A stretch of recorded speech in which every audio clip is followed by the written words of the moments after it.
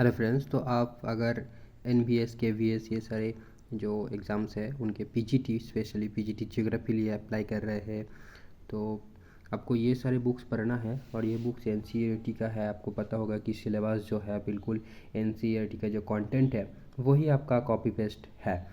तो देखिए कौन सा बुक है। आप देखोगे आप इंडिया फिजिकल एनवायरनमेंट वाला, then fundamentals of physical geography, then आपका क्लास 12th में आता है यहाँ पर फंडामेंटल्स ऑफ ह्यूमन जियोग्राफी है, एंड से पार्ट 2 है इंडिया पीपल एंड इकोनॉमी है।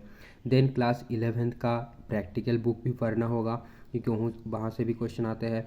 और यहाँ पर देखो प्रैक्टिकल वर्क इन जियोग्राफी जो कि क्लास 12th का भी एक है।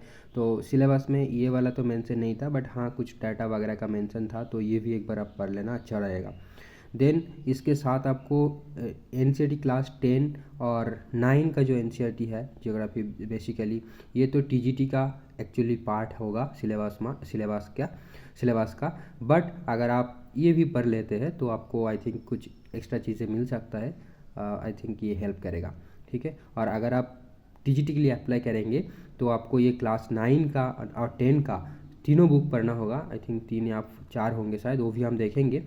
वो होगा आपका जियोग्राफी, क्योंकि जियोग्राफी रहता है, फिर आपका पॉलिटी रहता है, इकोनॉमिक्स रहता है और हिस्ट्री रहता है। तो सोशल साइंस के अंदर ये 4 सब्जेक्ट्स आपका रहेगा, तो वो सारे बुक्स आपको पढ़ने पड़ेंगे।